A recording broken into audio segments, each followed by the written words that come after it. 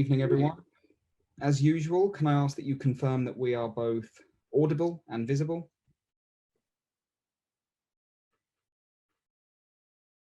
And then we can begin.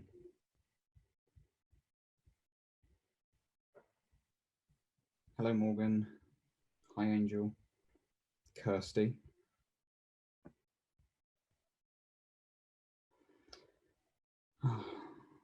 I can see and hear you. Wonderful, wonderful. Okay, then. Good evening, good morning, good afternoon, everyone, wherever you may be on planet Earth. Welcome to the Naughty Autie in Conversation. I'm your host, if you're new, Harry Thompson. And tonight I am joined with the very man who contributed to the creation of me. That would be my father, Marc Thompson, aka the Beast, as I've always described him, and to whom my book is dedicated. Hi, Dad. Good evening, everybody. Apparently someone said I'm silhouetted. Is that better? Can you see me now better? I thought I was. I think you're clearer than I am. You want to just ask me? Somebody just said that I was silhouetted, but I think that's better. You're fine. You look like you've caught the sun. Yeah, I've been out on the beach today. Not using sun cream? No, don't use it. All right. Well, fair enough. If you wish to sport the crimson look. Hi, everybody. Right. So basically, tonight, my dad and I are going to have a conversation about what it's like to be an establishment Autie. Did you know that's what you are? Enlighten me, Harry. So actually, this term, which I coined, was inspired largely by you, by your presence, by your existence. How's that? Right. How's that feel? What, the fact that I inspired you to call me an establishment Autie? Yeah. Well, we need to discuss what that really means. Okay, so basically, an establishment Autie is an autistic person whose values and special interests align with the system. So you are in a fortunate position whereby you are able to monetize your interests. I'm a conformist. You are? I don't know, you tell me. Well, do you feel like you are one? I guess so. I mean, I guess I play by the rules. I get up at 5 in the morning, I go to work, and I get back at 9 o'clock. That's kind of what I do. I have breakfast, I have lunch, and I have supper. I go to bed, I get up at 5 o'clock, I come back at 9 until the weekend. Eat, sleep, work. Yeah. Okay. Are you autistic? I'm sure you're gonna talk about that. Yeah, definitely. Are you autistic? I guess I must be, because everybody tells me I am. Yeah. But I don't see that in myself. Do you I've got obviously a lot of traits. Right. Do you reflect? Do you think, oh wow, that was an autistic thing to do? No, I'm reminded constantly by everybody else. So people point it out? Correct. Right, cool. I can probably see bits of it in me, but I don't go hunting for it every day. No. I am me. So this is actually what I believe is an aspect of the establishment Autie. They have less of an incentive to dissect and comprehend their autistic identity. Why? Well, maybe lack of awareness of it. Maybe there could be some of that. That's interesting. Has someone said that to you before? Sometimes. Or yeah. Denial. All right. Well, yeah, you tell me. So because the establishment Autie is able to monetize their special interests rather easily, there is less of a need to really delve into their autistic identity, because hey, why would you? Things work. What do you mean they work for me? Well, kind of. What do you feel you were born to do? Win. Win. Yeah. Win at what? Not at all costs, but win. Yeah. So competition, is that important to you? I want to win. I want to win at everything. Okay, right. So whether it's table tennis, football, rugby, tennis. I just want to. Every time I do it, I want to win. Okay. So you have a drive to succeed. 100%, yeah. So that's very important to you, success. Yes. What does success mean to you? Well, that's a deep one, isn't it? Because, you know, my burning ambition and success could have blighted my family life early doors. Could have done. Probably did. Right. I'm sure you're going to talk about that. Yeah, because I suppose you had a vision of success and you hungered for it and you did everything in your power to pursue it and to achieve it. And this may... well, at all costs.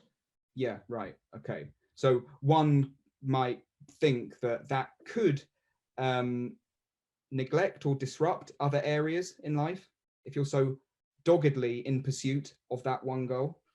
Yeah, well, that's tunnel vision, isn't it? Because you can't see what's to your left and right. Right. You can only see what's in front of you. Do you think that was born in you, the need for success? Like, yes, but then maybe watching failures around me. Okay, right. So which drove me to it. Okay, so a combination of nature and nurture. Probably more nature. Just, I think you're born to do it. You're born to do it. Born to win. You are. So that's been a kind of mantra of yours for as long as you can. Got to win. Yeah. Okay. Which right. I suppose has driven me to be successful in business, I guess. Okay, got it. Got it. What was it like at school?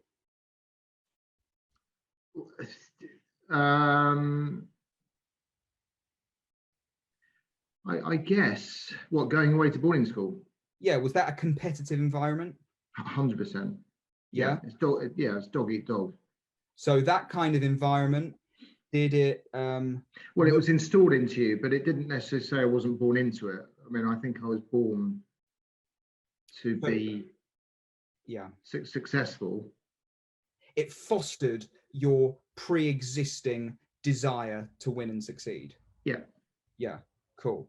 And because the whole system of a public school. Now, a public school in America is a different thing. If anyone, is there anybody from America watching? I don't know.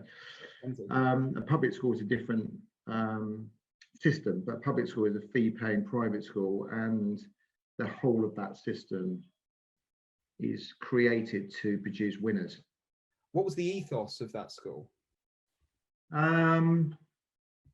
Well, to be the head boy, to be the captain of sport, to be in the first team, to win at games, to be the best athlete, to be the best person educationally. Do you feel that you fulfilled that desire? The problem with that system is that it's black and white. You're either going to succeed or you're not. And the ones that are in the sort of middle to lower bracket, that the underachievers is what they would say at school. People that are underachieving might be achieving in their own way, but it's not seen in that light.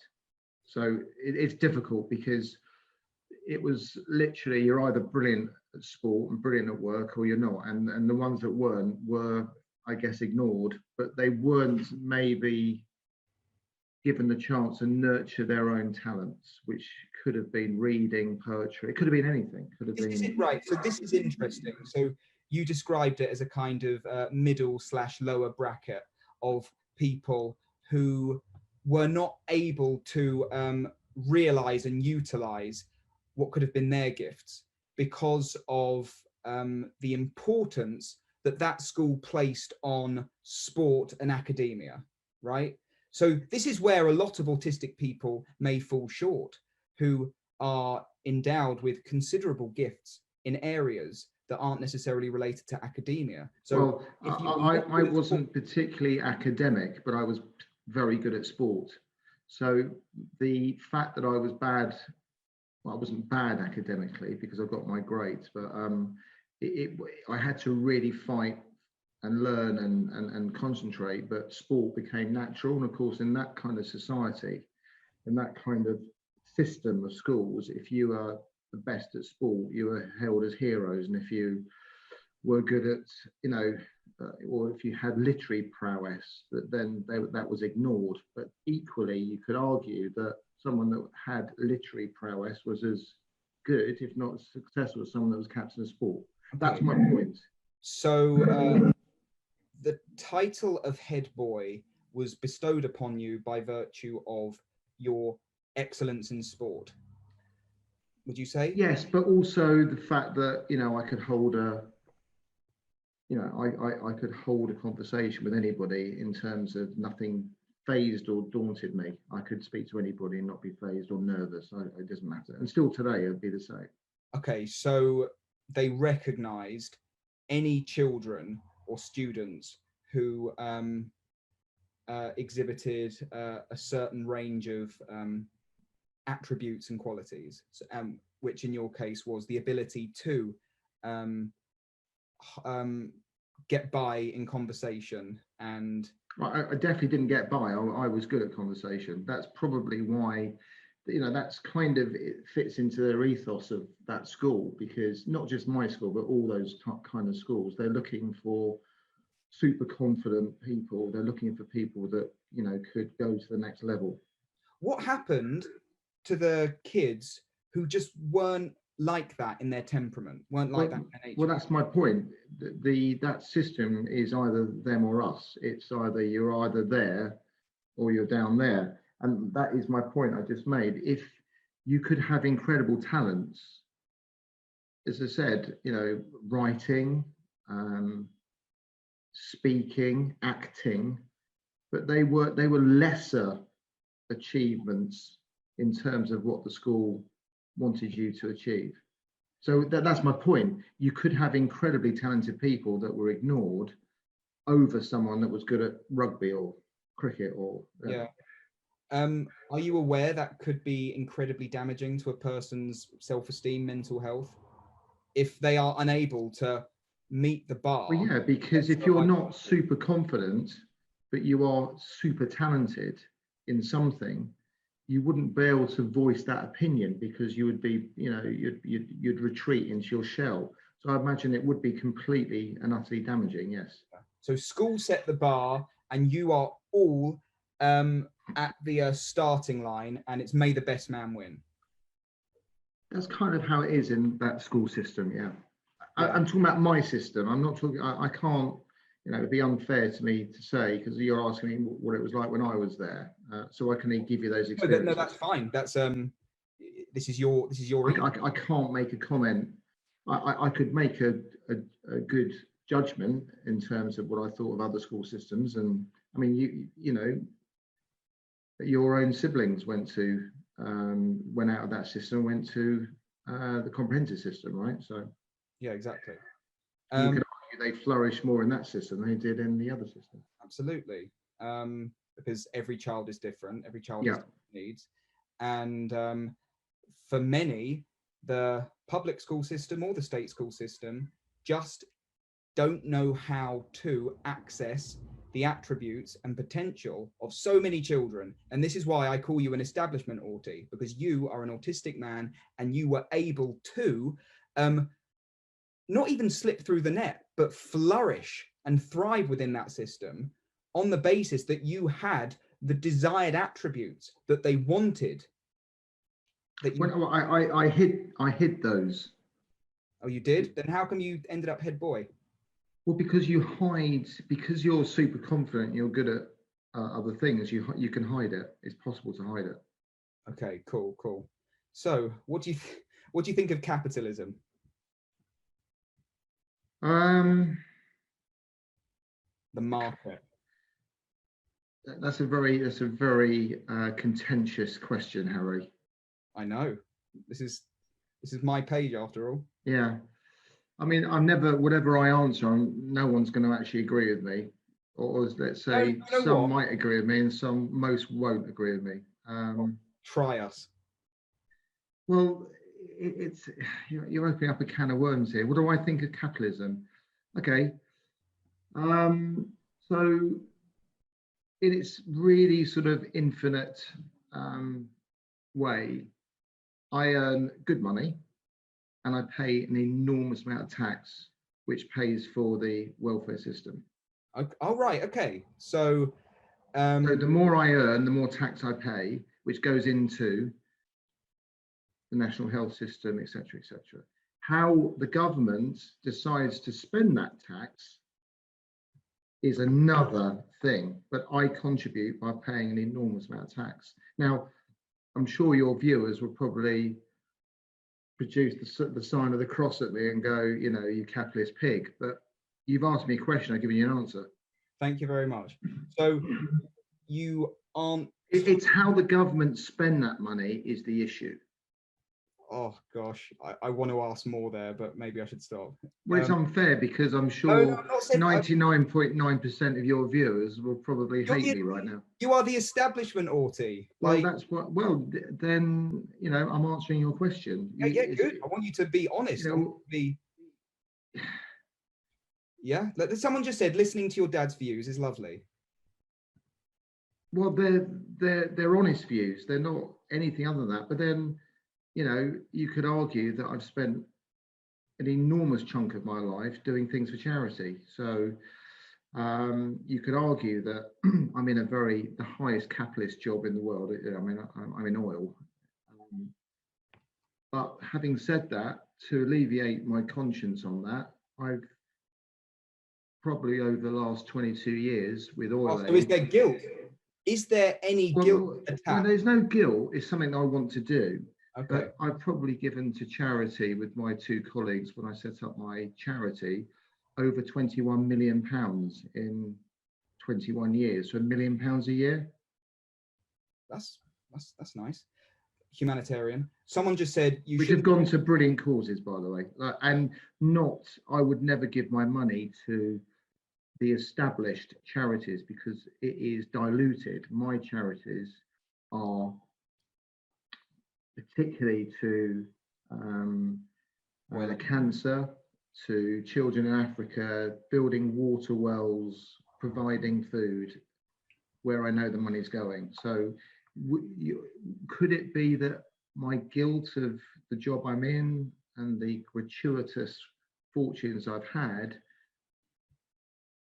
goes against me giving all that money to charity and stuff like that? Well, maybe that's a contentious issue. Is it because I felt guilty? No, it's not. It's because I wanted to do it. Awesome. Right. So there we go. We got the politics out the way. We got the economic issues out the way. Do you think that... I haven't looked at the comments. Oh no, they're fine. The comments are fine. They're saying that's amazing. No, you shouldn't feel guilty for earning money. So yeah. But you know, Harry, I didn't have anything when I first started. I had nothing.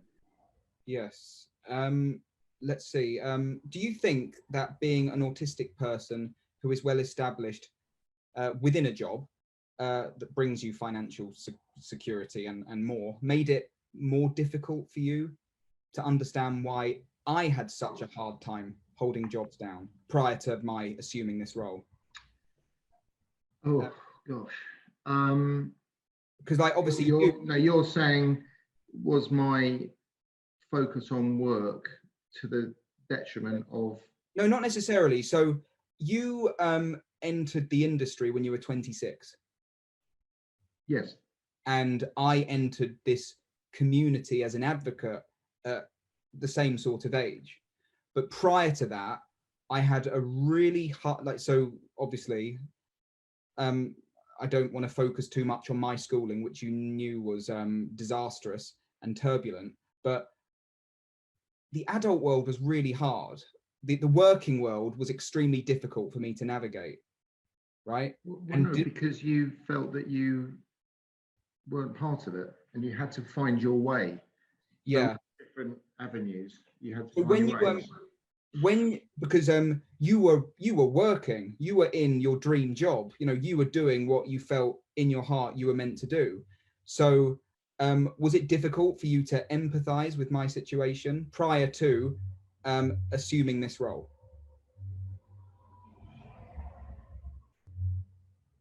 Just repeat that again, Harry.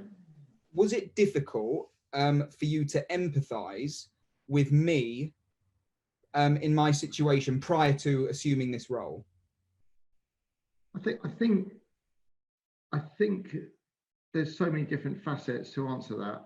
There's a lot of it you want to shove it under the carpet and think that it's going to be fine next week. There's a lot of guilt because you think, well, did I produce that? Right? There's a lot of guilt. And there's also a lot of what the hell do I do next? Because you obviously, you don't know necessarily what to do. So there was multiple, you don't know what's best at the time. You think you do, but you don't. And often the things you think you do, whether you throw money at the situation or you send you off to this place and send you off to this school and that school and, the army, it all was, to me, the path that you needed to take in order to find yourself. So whether it took it up until you were 26 or 24, unfortunately, all the bad stuff that went along the way was part of that journey. Sure. And I don't think that, quite frankly, we could have gone to all the therapists and we could have gone to all the doctors. I don't think it would have made a slight bit of difference. Yeah. But at the time, was it difficult for you to... Unbelievably difficult. No, because you'd often say, like, oh, why can't you just hold a job down? Well, it's frustrating, isn't it? I mean, I suppose you want your children to conform and get that dream job and live a fruitful life in terms of that side of life, but that wasn't to be for you, was it? Or to, quite frankly, Ben or Ella. And it took a long time for me to actually understand that, to get that out of my head. It wasn't the fact that I was ignoring you, it was the fact that I couldn't get around it in my own way. Okay, well, thanks for your honesty. And looking back now, can you understand why I had such a hard time in the working world? Yeah. Or do you think I was being lazy, complacent? No, you were frustrated. Yeah. And angry. Is that what you felt? Did you think that at the time? Or did you think I needed you were challenging and you were frustrated and you were angry and you challenged me on a daily basis, I'd say an hourly basis. And you went to the nth degree to test my limits. And right, I was always seen as the bad guy and Mum was seen as the good guy, right? Whoa, right back at you. I felt. No, you did. You tested me and sometimes in a cruel way, and but that's fine. I mean, I accepted that was the path that it was going to be. Once I gave up. Because I felt you weren't listening. It was my attempt to get you to listen. I didn't. No, I didn't. You're absolutely right. I didn't want to listen at the beginning because I wanted you to be in full-time employment, normal, but wanted you to be conformist. I wanted you to get the 9-to-5 job and get a mortgage. And was it so much to just accept me as I was? Yeah. Yeah. When you're in denial and you don't want it to be that way, yes, of course it is. That's natural human behavior. You want everything to be rosy, don't you? And sometimes you look through rose-tinted glasses, don't you, at these things? Life isn't rosy, Dad. No, it's not been particularly easy for me either. If you think about, when I was growing up, it was a completely dysfunctional situation, totally dysfunctional, and I had to fight my way out of that dysfunctionality in order to find my way as well. And I wouldn't say I went off the rails, but I did my bit as well. Did my bit in terms of going off the rails, but I soon found what I wanted to do, and I wanted to be successful. And my ambition sometimes outweighed the reality of what was going on at home. Did you ever secretly wish that I could be someone else, more to your liking? Yes, at first. Not you as a person, but you as your trait. Whatever that trait is. Well, no, the trait as in... quite well. No, your trait as in the path that you wanted to take versus the path that I wanted you to take. Yeah, so there was friction. So there was it was like two magnets repelling constantly. Right, okay. So, are you aware that the vast majority of autistic people are out of employment? Why are they out of employment? Well, because we can't navigate the system. It's difficult. Yes, but if you listen to what I said earlier. We don't know. So, okay, so only 16% of autistic people are in employment, right? Right. The vast majority are not understood, are not accommodated. Schooling is a disaster. The way the mainstream schooling system is set up is in no way compatible with how the autistic brain works. So we experience a shitload of trauma very, very early on, which becomes disruptive in our everyday life.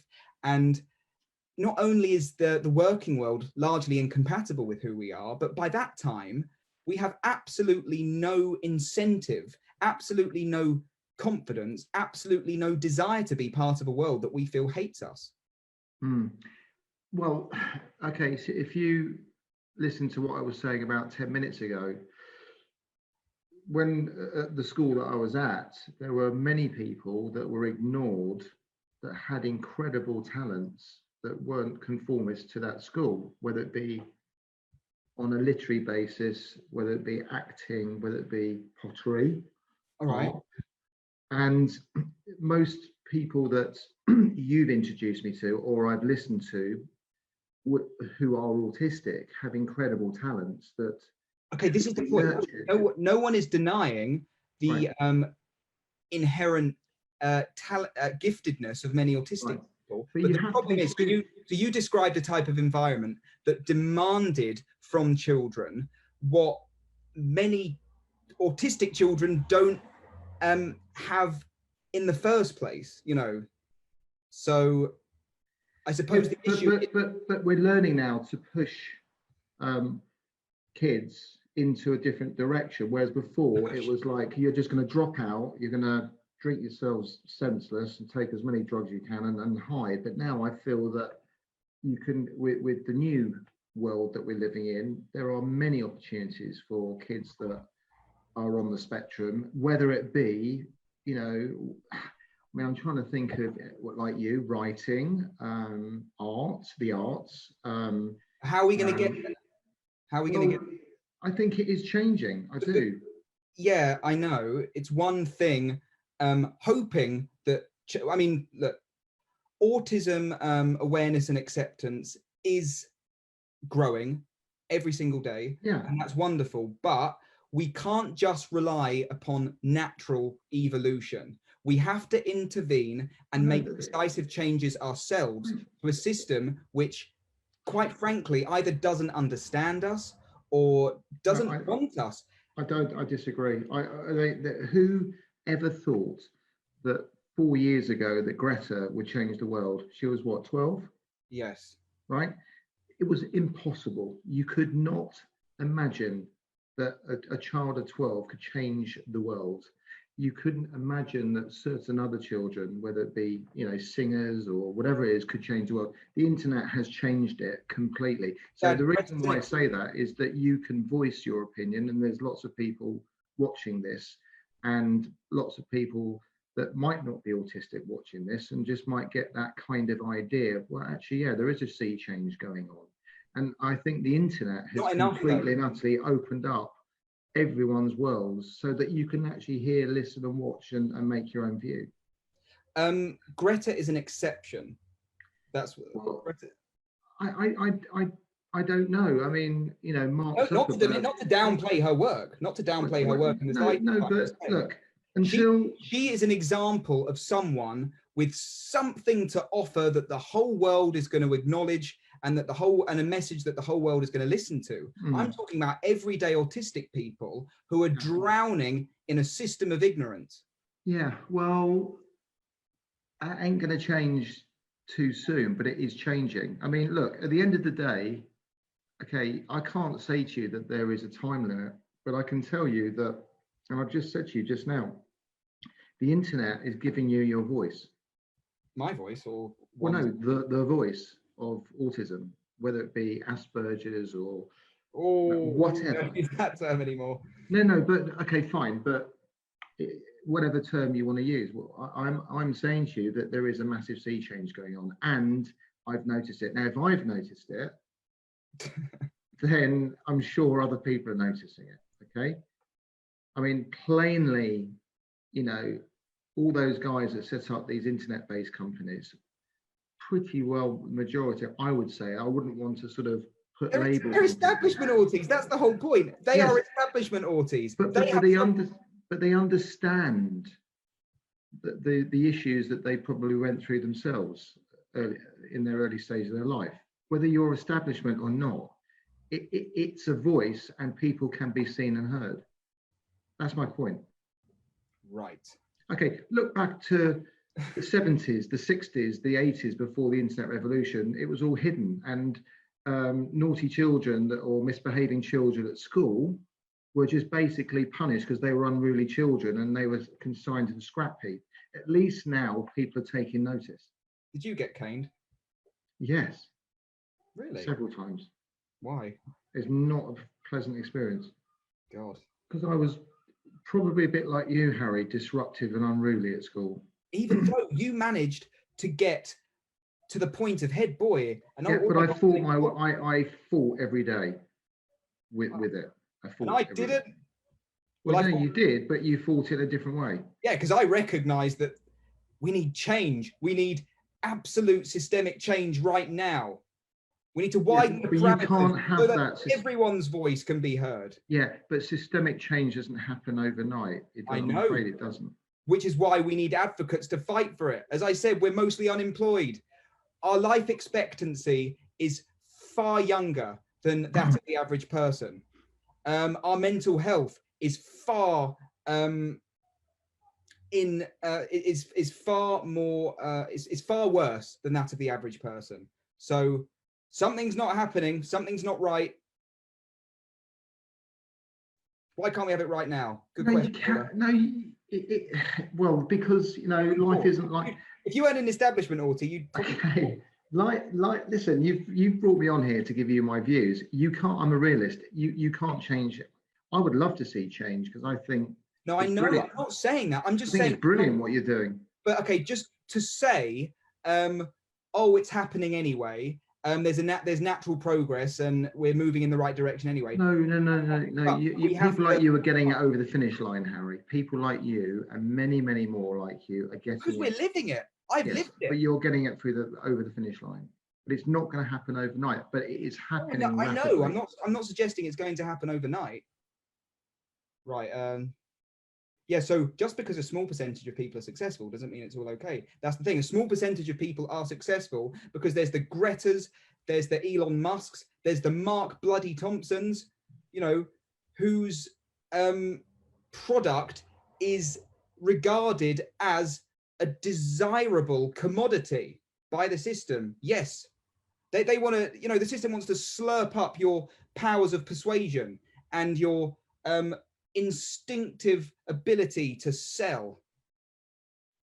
I'm just reading that point about small percentage of people just because it's okay. Oh, just because a small percentage of people are successful doesn't mean say it's okay. Well, you can't punish the people that are successful. No one's saying that. No. But sometimes, yeah. I'm not really sure how to answer that one. That's all right. I'm trying to look at some of the answers and the questions and the. Oh, we'll get to that. We got more questions to get through here. Okay, so why do you think it's hard for most of us to work?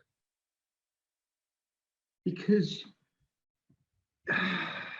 we have interest-based systems. If we're not interested, well, I think concentration levels are fairly low. Oh, well, that's because we don't have a place in which we can allow our autistic brilliance to flourish and shine. We need to be interested. Dad, you're interested.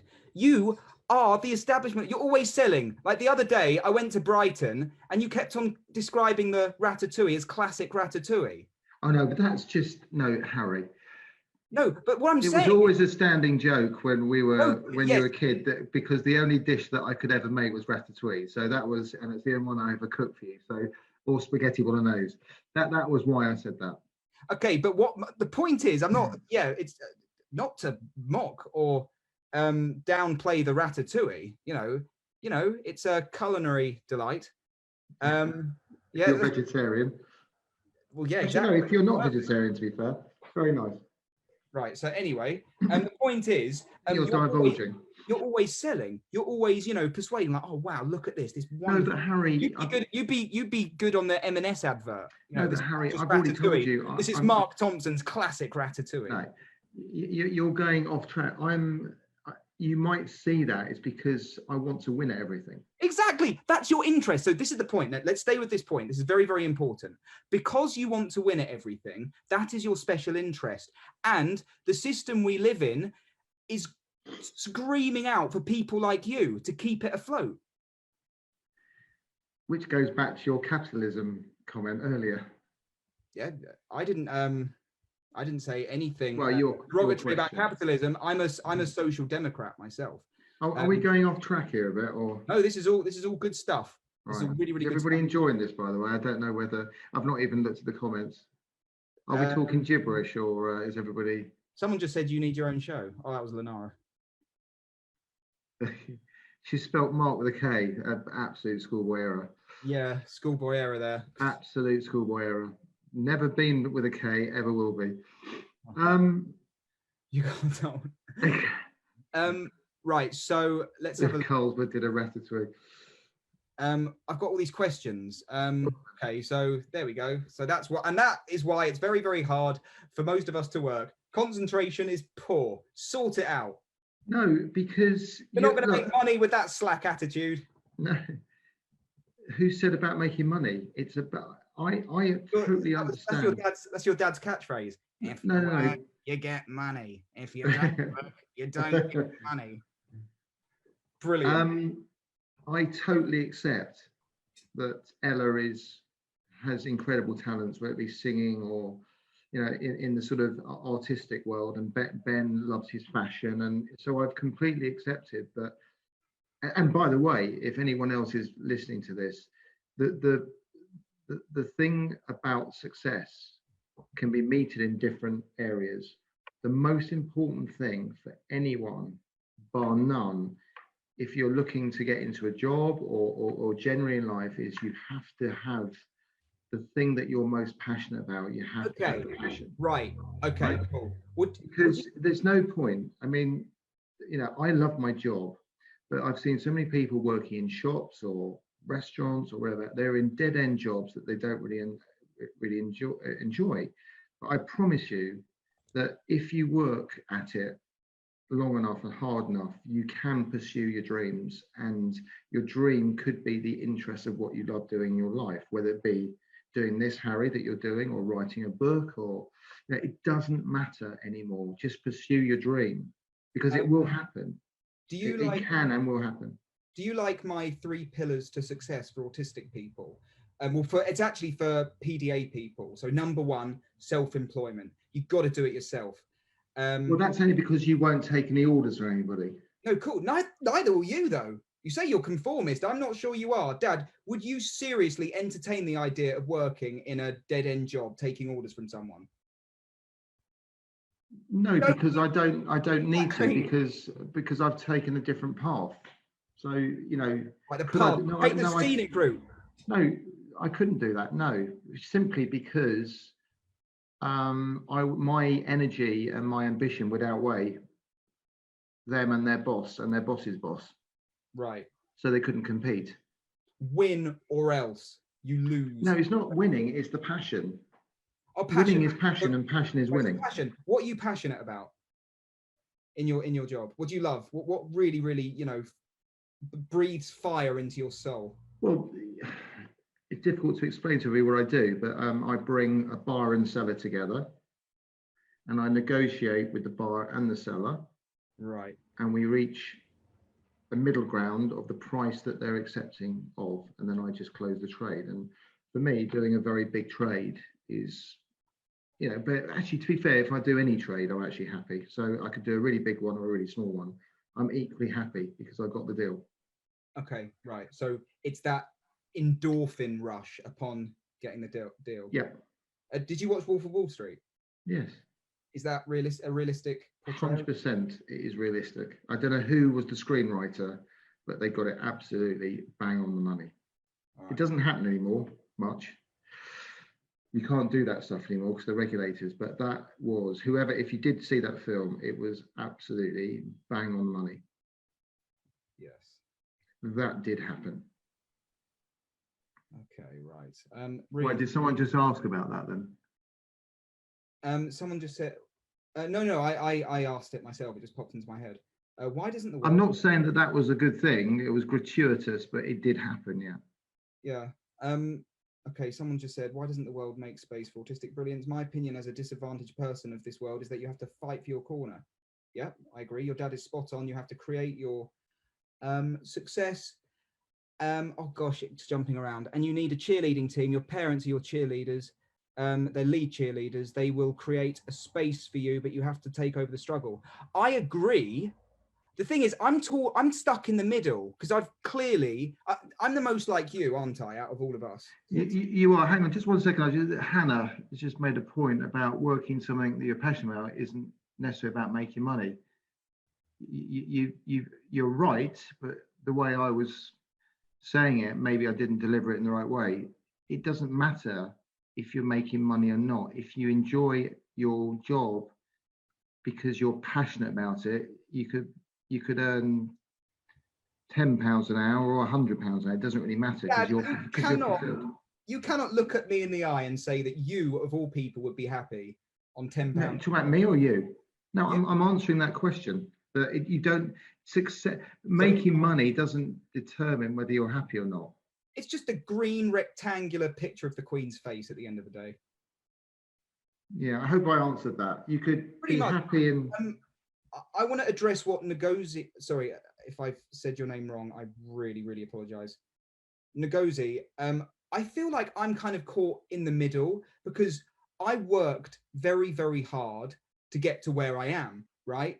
But I also recognise that when you're autistic, I wanted to describe to people my 3 pillars to success as a PDA autistic person. Number 1, self-employment, because obviously, yeah, you have to be your own boss. You have to take control of your life and your schedule. Number 2, can you find what you're passionate about, like my dad said? But I will acknowledge that it's not realistic to just follow your passion, right? Because we've all seen X Factor auditions. That is the pursuit of passion without accompanying talent. So this is where I actually get a bit establishment Autie and realistic, saying, well, you've got to be bloody good at something, you know, but the problem is when you're autistic, you have no choice but to follow your special interests. Dad, you follow your special interests and you end up in wealth. Wonderful. And you can work hard within the parameters of interest. But for those of us who aren't establishment Auties, we're trapped in our special interest. Yeah. That we find hard to monetize. So I agree that work hard. So work hard, you know, give it your all, you know, win, you know, take no prisoners, be merciless. I get all of that, but I'm not even necessarily criticizing the system at the moment. I'm describing autistic tendency to only work within the parameters of interest, which is what we do. Yeah, I'm listening to you, but I'm watching some of the comments. I mean, you know, someone just made a comment. Yeah, well, you know, it's no good if you can't pay the rent. You know, that's not my. You know, I can't really answer that. All I can do is be honest and say that right at the beginning of any adventure, whether you're autistic or not, is that you have to establish something that interests, that captures your imagination and that you're passionate about. I can't answer about not being able to pay the rent and stuff like that, because that's not fair for me. Okay, but what if I was like, God, but you got it wrong. People have got to understand that actually the reason why I love my job is about getting the deal. It isn't necessarily, the money is good, right, but it doesn't make me go, wow, I don't get my calculator out and go, I've made this today. It's actually the deal that I love doing. What about those who are financially disadvantaged? And by the way, I'm not necessarily echoing my views. I'm just trying to bring these views. Oh, you are reading. I'm trying to bring these. No, I'm reading some of the comments, and I don't want people to think that I'm a capitalist bastard or anything like that. I also acknowledge pain and suffering and that could be caused by not getting a shot in life or not having.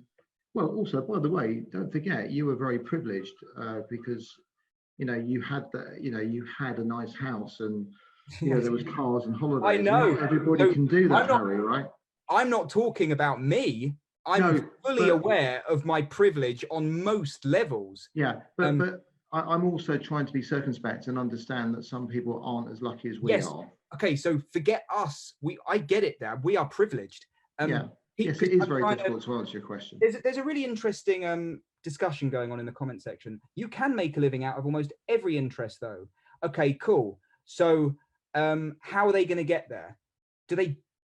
That's what I mean. What barriers, not necessarily systemic barriers, but what barriers exist within the individual? Why are we self-employed? Do some people here saying, yeah, you just work hard? Do you believe that the mass unemployment of the autistic community is due to apathy? Is that what you're saying? People who say, oh, you can make you can monetize any interest. Is it apathy? Is it trauma? Is it systemic barriers? In fact, no, I pose this question to the floor. Why? Well, I think it is barriers. Systemic? Again, you're pushing me to answer something I don't.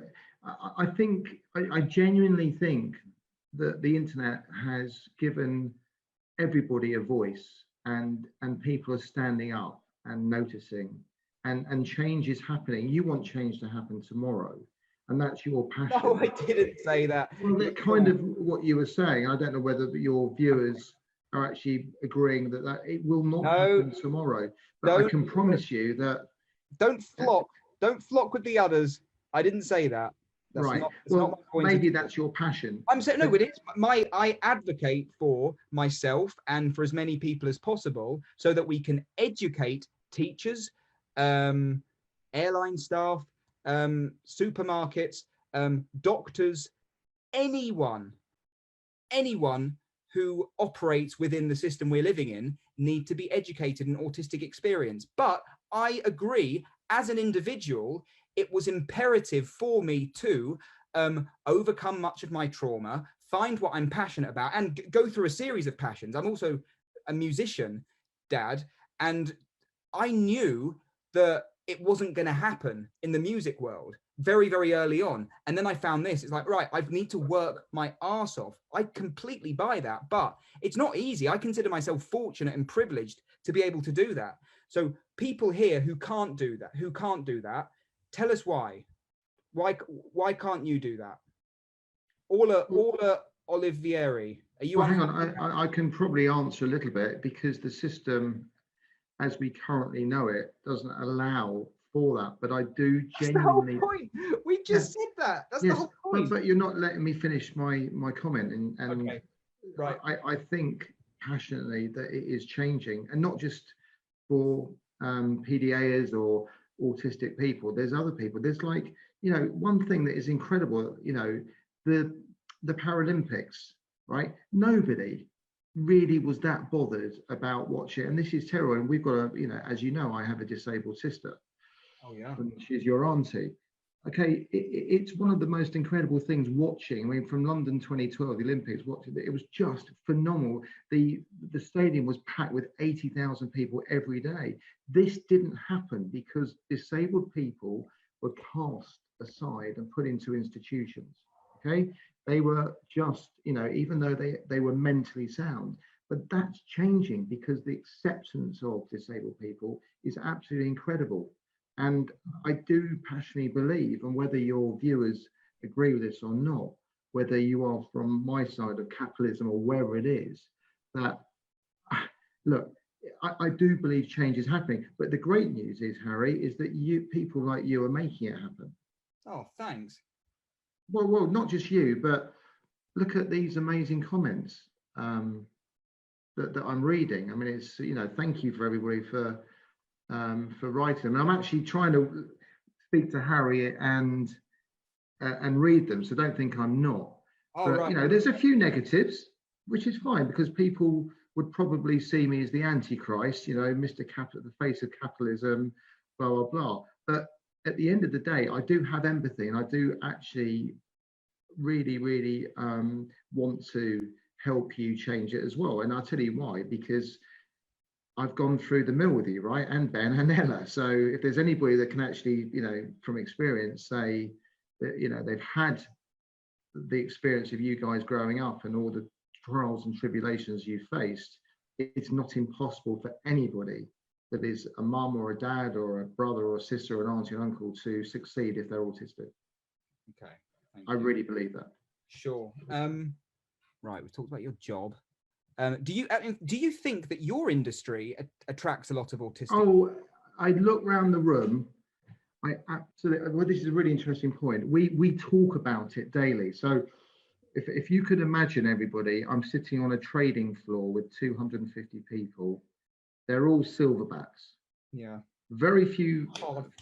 Very few females in our industry. Why is that? It's brutal, and I don't like it. I don't like the atmosphere in my office at the best of times, but it is brutal and it is savage and it is. Are you saying it's no place for a lady?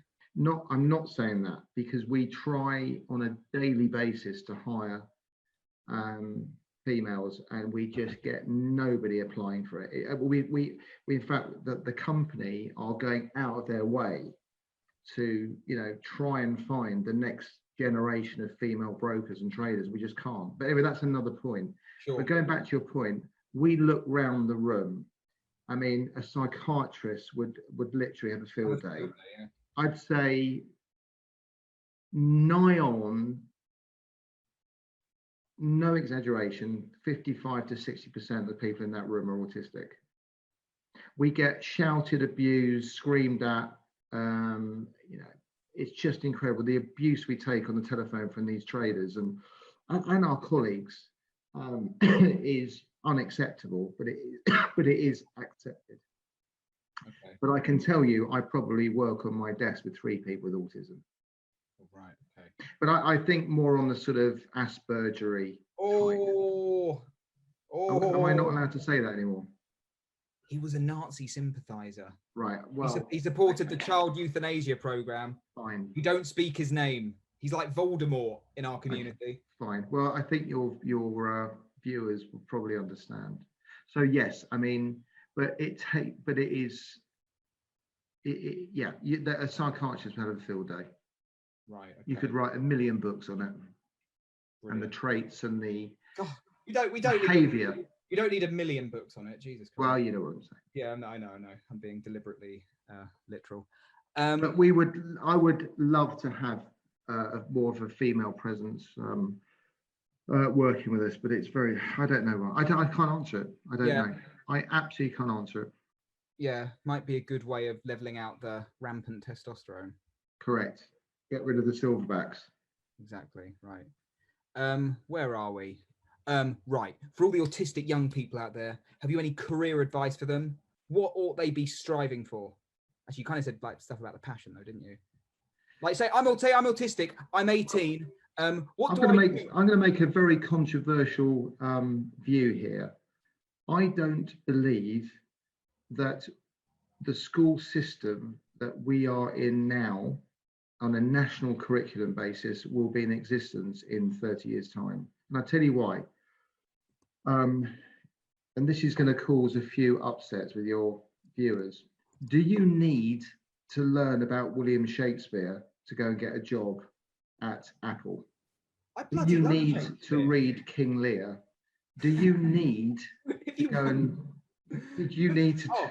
All right, so you are calling for an overhaul of the education. So I believe the only way that this is going to be mended is that if everybody at that system are taught specifically the 3 or 4 things that you are passionate about, that you want to take on to further education, not only to further education, but to get a job. Okay, so if you are particularly brilliant at computers, why would you want to do religious education and get an A-level? You get it. You are woke. You're woke as fuck. So if I want to go into sport, why would I go and do a geography field trip? You are describing an autistic-friendly approach. I'm not necessarily describing it to win your viewers over. No. I just believe that if you are and want to be a rock star and you play the guitar or play the piano beautifully and you want to be in an orchestra, do you really want to learn Latin? Right, now they like it. Right? Now they like it. So, and this is not me playing to the audience. I just don't believe. Not even a little bit? Well, no, because I think I've had this conversation with you before. Brilliant. If you want to be somebody and you can pick up on the passion early doors, then it would be probably a sensible option to nurture that talent in that direction. So I don't think that the schooling system will be the same in 20 to 30 years' time. I really don't. Yes, we all need education. We need literacy. We need those sort of like, maths. You need to read. You need to write. You need to understand about maths. Right. But do you really want to go, unless you want to become a geologist, do you want to go and study fossils if you want to go and be an astronaut? You're a bit of a fossil. But so basically, so your philosophy is follow your passion, but if you don't win, you're fucked. Well, you've got more chance of winning if you follow your passion than have it stifled. Oh, nice. Because when you follow your passion, it energizes you, it incentivizes you. It gives you not just passion, but don't forget, the human brain or a human being picks up on anything that interests them.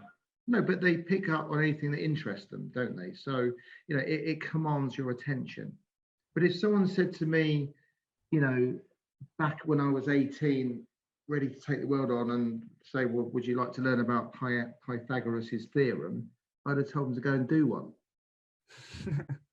So, that's the point I'm making in a very sort of, I hope not controversial way, but I really believe that, I'll give you an example, right? There's 16-year-olds that are now millionaires from their incredible use of the internet, and whether they've got followers on Instagram, whatever. It's a different breed of people that we're nurturing now. Did you ever think when I was 18 I was going to be an internet sensation? Probably not. But there's more internet millionaires at 16 than there ever was in the last 15 years. That's lovely. So yeah, I don't doubt for a moment that in many aspects we are moving in the right direction. Well, I'm obsessed with fashion, jewelry, it's Kimberly, and interior design. Well, I thought you were talking about then that's your direction. Oh, right, there we go. Pythagoras was autistic. Well, look at all the successful people, and I to counter your arguments, Bill Gates autistic, Richard Branson autistic. They're establishment Auties. Yes. Well, it doesn't matter. They still are. Jeff Bezos, plainly. Mark Zuckerberg. I'm only giving you like these examples. Johnny Wilkinson. The list goes on. And some people don't even know who Johnny Wilkinson is. But wasn't he rugby player for England? Yeah, he was the greatest rugby player we've had. Won the World Cup. Literally obsessed. He'd go and kick 300 rugby balls on Christmas morning. And if he didn't, his whole day was literally ruined. Couldn't even survive because he had to kick 300 conversions over before the Christmas lunch. The list goes on. Elon Musk, we've all seen his YouTube. Literally non-conformist lunatic, but highly on the spectrum, but multi-billionaire. Now, that doesn't mean to say, and I go back to my point from half an hour ago, being successful isn't necessarily about making money. Being successful is fulfillment. Yeah, but the money's nice though, isn't it? That's controversial. Don't even. Oh, I'm not going to be ashamed. No, it's fine. Saying that I earn lots of money because I earn it. I get up at 5 in the morning and I get back at 9 at night. But that's the choice I've made. But okay, so let's do some role play. I'm 18. I've been fucked over by the system. I've got a lot of trauma. I'm autistic. I don't know what my interest is. What am I going to do? Well, I've got a great answer to that, because invariably you don't actually know what you want to do at 18. I didn't know what I wanted to do, so I was 26. You were going to be a sportsman, weren't you? Well, I was, and I was, but I didn't really know what I wanted to do. And I think that there's too much pressure of people when you get to 18 to say, well, actually, you've got to go and do this, you've got to go and work in a bank, and you've got to go, not really, no. Let me just decide what I want to do. Let me go and, travel a bit or whatever it is. But I think it's very rare that you know what you really, really want to do before the ages of 23. I think it's quite rare. Psychological literature shows how actually most men by the age of 26 begin to look ahead, take full responsibility, and kind of move into a more established, role. So, or they die. The 27 Club is a thing, Did you put Harry's name down for haberdashers?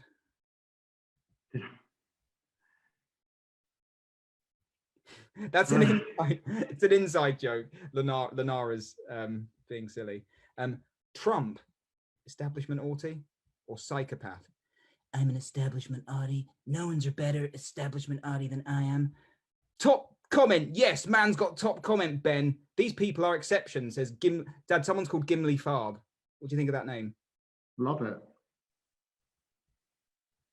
Absolutely love it. Where are we? Would you consider yourself successful without money? I think we've answered that. No, we've already answered that. People weren't listening to me. No, money is not determined by success. Money comes with it if you're really, really lucky. But success could be in different areas, whether it be working for charities, doing amazing work in, for underprivileged adults and children, or working for cancer charities, being, someone that is incredibly successful in that field. It isn't determined about money. Right. Wrong. So don't worry about that. Is the lucky bit that comes with it, but it's a very tiny percentage.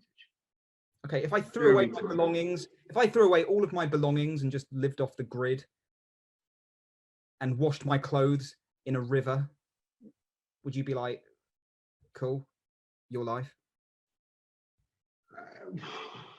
What now? Well, not now. I mean, that would be a bit of a sacrifice now. I don't know whether that's I think that's a little bit extreme, isn't it? Do you ever get tired? Like, do you ever get burnt out? No. Like, I still have the same passion now as I did when I was 26 in the job I'm at. I work harder than people 25 years younger than me. I work doubly hard. Yeah, because how old are you? 56. No, you're not. 57 this year. No, you're 58 this year. Oh, 58. Yes, no, I am 58. Yeah, you're right. Sorry. Yeah, so 63. Are you feeling healthy? Like you can keep up with all the, spring chickens? Yeah, they try and keep up with me. All right, you're going to go back to boxing. It's good for your cardiovascular and good to get anger and stress out. Well, now I've got a Peloton now, so I'm on that. Are you? Yeah, I did it this morning. Yeah, do it a few days a week, because, we worry about your stress levels. I think the stress levels actually keep you going. Well, okay, but it's not great. It's not a good long-term prediction. I'm fine. Right, if you say so. Do you like gardening or? Yeah, I love gardening. All right, you don't still have can you not get AstroTurf? No, it's a lovely, well, you've seen the grass. No, yeah, I have. I love it right now. It's wonderful. And I think you should make that nice little, the tiny little shelter. It should be a Zen meditation room, not a bar. You need more Zen in your life. You need to discover, inner bliss. Right. So let's have a look. Where are we now? Have you considered positive discrimination away from neurotypicals when employing people? Oh, right. So look, have you considered positive discrimination? So not hiring neurotypicals, hiring autistic people when employing people. Do you think, so basically what skills 100%, do autistic people have to offer? Yes, 100%. Is this a bit autistic for you? You having fun? Are you talking to me? Yeah. I've just answered your question. Yes, I would. Brilliant. Is there anything about the structure of society you'd change? Anything in society I would change? Yeah, or you? No, because I've already answered that. It's changing. All right, cool. People like you are doing it. Oh, thanks. I try. Would you still be a businessman if you had the chance to do anything else? This is vocational.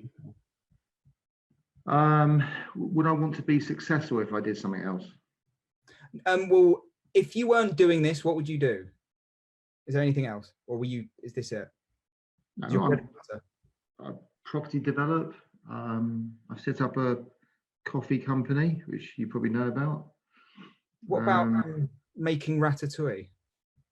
I could do that whilst I'm serving coffee. Coffee and ratatouille. Interesting combination. And I think whatever I did, I'd probably be reasonably good at because I've had lots of practice. Hadley Rangers? Hadley, oh yeah, Ben must be on. Yeah, Ben's in the comment section. Right. Hi, Ben.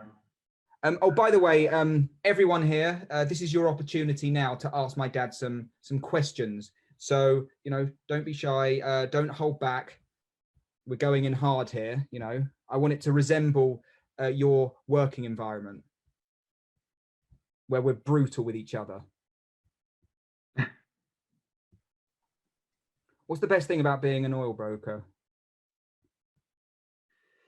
The best thing about being, who said that? No, it just popped into my head whilst people gather their thoughts. I just have had the most unbelievable life. I've traveled around the world. I go to the best restaurants. I drink the best wine. Meet some incredibly interesting people. Well, that's the honest answer. I mean, it's all good. I'm very lucky. I'm privileged to do that. Oh, nice. Okay. But before anyone makes a comment about that, I worked bloody hard to get to where I am.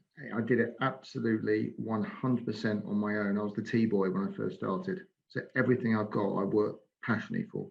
There we go. Before anyone makes a comment about that. No, didn't plan on it. No, I'm not embarrassed about my life in business because I had nothing. Do you think a father's job is to put a lot of demands on their child? Oh, more parental. No, who's asked that? Gimli Farb. Right. Do I think? No. Because you obviously, Gimli didn't listen to what I said earlier about your child, whoever it is or whatever they might be, whatever they're passionate, that's fine. Just follow your dreams and passion. Okay, cool. That's true. I mean, I've answered that so many times. I can't. It's not about, being forced to do something you don't want to do. It's about nurturing the talent you have. In a nutshell. What are you most grateful for about having Harry as one of your kiddos? Probably giving me a kick up the backside when I needed it. Because I've been like your boss, because you don't have bosses, do you? No, we do, yeah. Well, I am one. Yeah, but that's what I mean. And I think I'm giving me a kick up the backside to actually remind me that you were actually and are going through a few problems. Thanks for your consideration. Right, where are we now?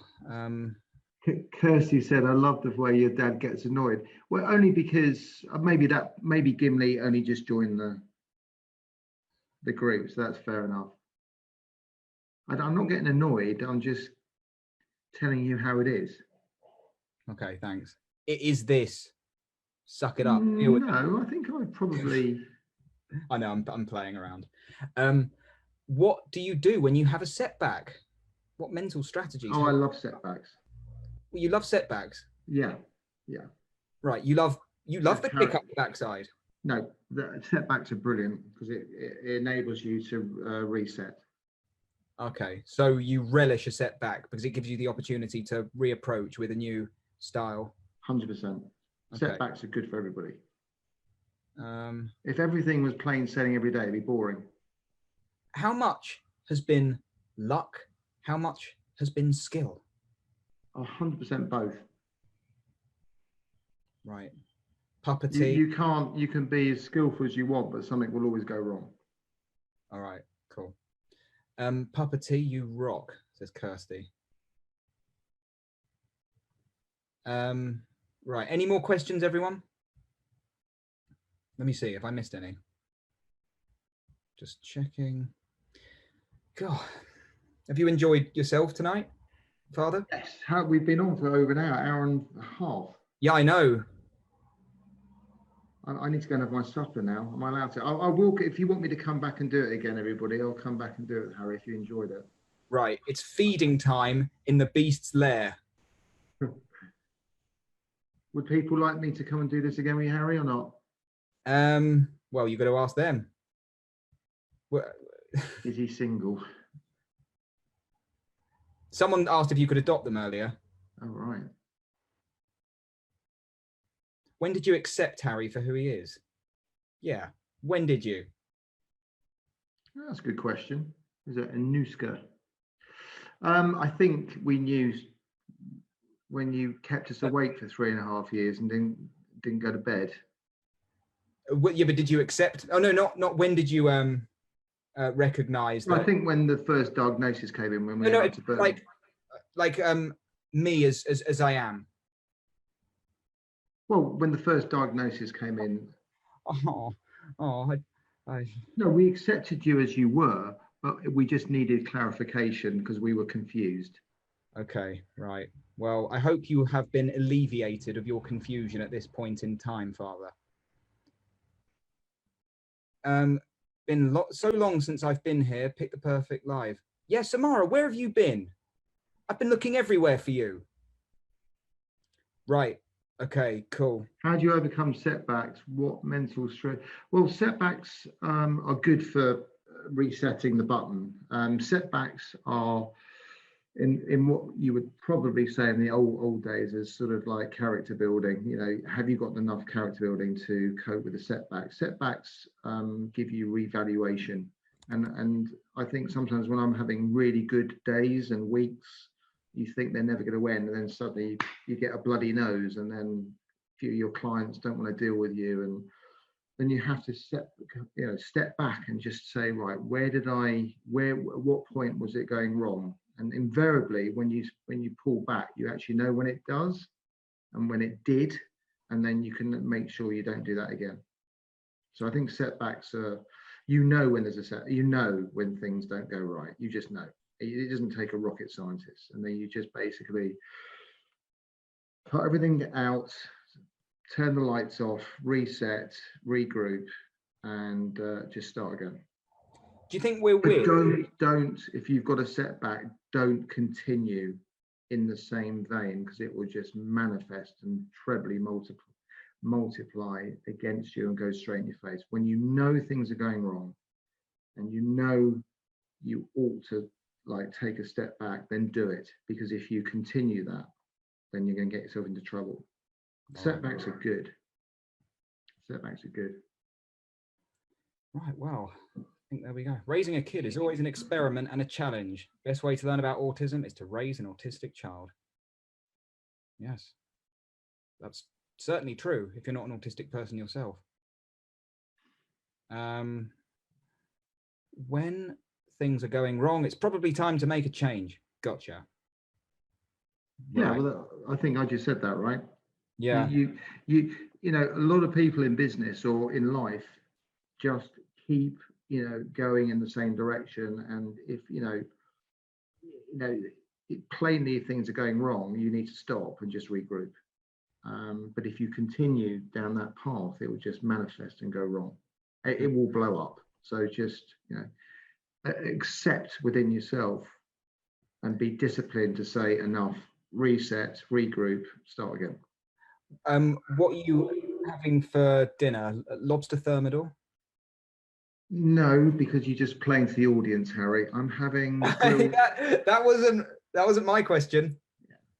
Most people don't eat lobster thermidor, Harry. I'm a man of simple taste in food. You know that. In fact, tonight... He is actually. I took him to an Ethiopian restaurant and he was having none of it. I did enjoy that, but I'll eat most food. I'm having salmon tonight, grilled salmon. There you go. Right. He is a man of simple pleasures, I have to admit. He said supper. No, I know he said supper, yeah. So does his parents. What about things you can't change? Well, you don't have the power to make things change sometimes outside, but inwardly you do.